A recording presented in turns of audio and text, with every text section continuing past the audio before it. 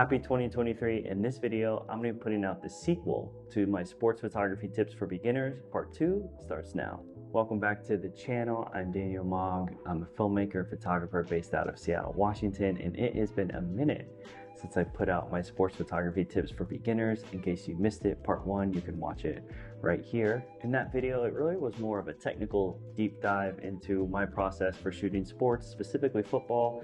I was at the State Farm Arena or Stadium, I don't know what it's called now, in Arizona, walking through just the different types of settings I use on my camera. And just to recap really fast, the basic exposure I use for shooting sports is I like my shutter to be 1200th of a second or higher, depending on the lighting environment.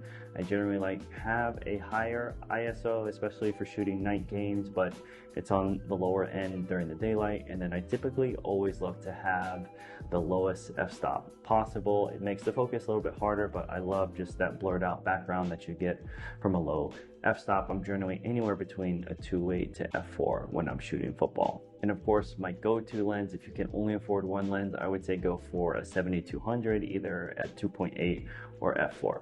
So that's a really quick recap. In case you missed it, I wanted to do a little bit more of maybe off the field or less of a technical deep dive into sports photography, and really pass out some tips that I even learned since making that video to share with you. Real quick before we dive in, I gotta give a quick shout out to Cuts. They invited me back to be an ambassador this year. I'm super excited. I've done it for the last couple years. It's a new year, and I've got also a new wardrobe. I'm rocking the Cuts Legacy Bomber, which I love. Here in Seattle, obviously it rains quite a bit, so this has a water resistant finish, and then obviously it's very stylish. So you can't beat a stylish rain jacket, especially in Seattle. But what I'm really excited about is their new AO pants.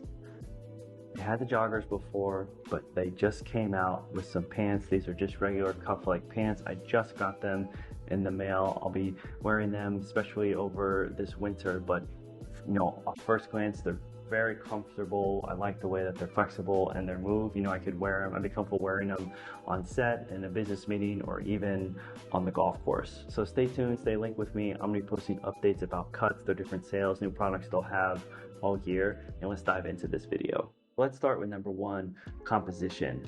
Composition is really everything. I can remember going back to my very first games on the sideline, and the game just felt so fast. I'm sure many of you might have felt like that as you started shooting. And really, you're just lucky to get 1 or 2 really great pictures, one in focus, the shutter speed right, exposures right, just all those different things. So it takes a lot of practice really to just even get a great photograph. But once you feel like you master the basics down, that's when you start looking at compositions and really looking at, okay, this picture looks really cool, it's in focus, but what can I mess with on the headroom? What kind of perspective am I looking at? Am I seeing what the quarterback's seeing, what the player's seeing? Just different things like that you can start to think about once you master the technical details. And one of those for me is I look for inspiration from other photographers. I am no means claim to be the best photographer, filmmaker out there, and I look to a lot of other people for inspirations. And one of the things I want to talk to you about today is this amazing book, Field of Play, by Michael Zagaris. I recently went to a live event that because he is the 49ers team photographer and has been there for 60 years. He did an event when they were up here playing the Seahawks. I went to, it was amazing. I got this book signed, but not only is his work amazing and impressive, but you can just look and see one of the greatest photographers, sports photographers of all time. Just see, for instance, you've got the running back looking off the defenders. You see the intensity in his eyes. You've got the defenders running at him. You can start to think about those different types of compositions and storytelling once you master the basics. Really look to study different amazing great sports photographers, their compositions, and how you can take their work and put your own different spin on it. Tip number 2 is build relationships, and that comes in many different facets. I think one, for me, building relationship with the players ultimately shines through in your photos, and that one-to-one connection, that personal connection that you can make with athletes, the more comfortable that they are around you, and maybe they'll give you different access that you wouldn't get normally. Those types of different things just really goes a long way into making great photographs. And I know for me, that was huge, building relationships with guys like DK Metcalf, Jamal Adams, Quandre Diggs. Those pictures for me are just different because they know that I'm there. And so one, building relationship with players is great.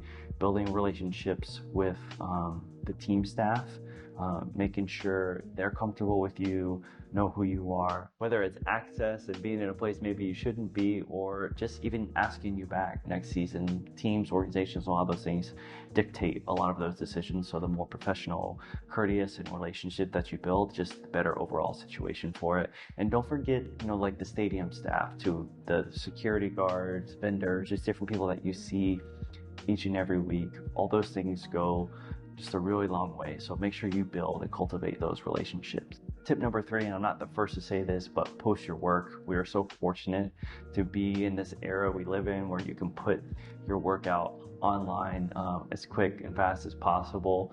And you just never know in this day and age who will see it. You have definitely players, agencies, organizations, reaching out directly through Instagram, different social media platforms. And so the more work you have out there and the better your work is, one, I think people can think that you're legit because obviously your work speaks for itself. And then two, this is the field that we're in. Most of the stuff, at least for right now, what we're shooting, what we're building, what we're creating is living online. So the fact that you know what you're doing when it comes to the social space, and you can create content either on the fly with your own flair, posting your work goes a really long way. And honestly, I'm preaching that to myself. I struggle with putting my work out there from either being just too busy and not dedicated enough to it, or the fear and insecurity that all of us creators go through of putting work out there and like, is this good? Will people like this? But I'm trying to, especially this year, just put stuff out that I like, that I enjoy, and hopefully it resonates with everyone else. So that rule is so much for you as it is for me. Let's try to post our work more in 2023. Tip number 4, practice gratitude. This, hits for me in a couple different ways. When I was first starting out, I was the youngest person on the sideline by like 10 or 15 years. And so to see where we're at now with all these amazing young creators on the sidelines, and that really wasn't always the case before. So whether you're in college or just getting out of college with an amazing job, just really take that in and be thankful for it.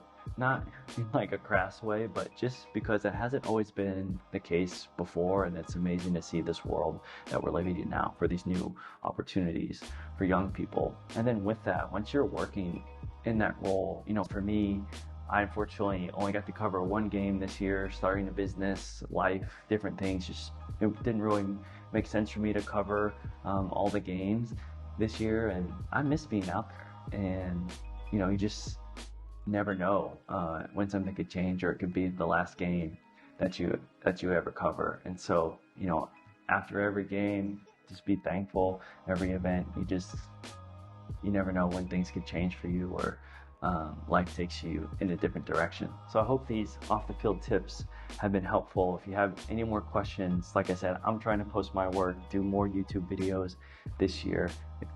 Please leave me a comment below. You can also message me on Instagram at Daniel J. Mogg to reach out to me. And at the top, I'll be rocking with cuts this whole year. Make sure you check out the link below. You'll get a little bit of a discount on your purchase, but also just stay tuned with me as they have just different sales and just amazing products coming out this year.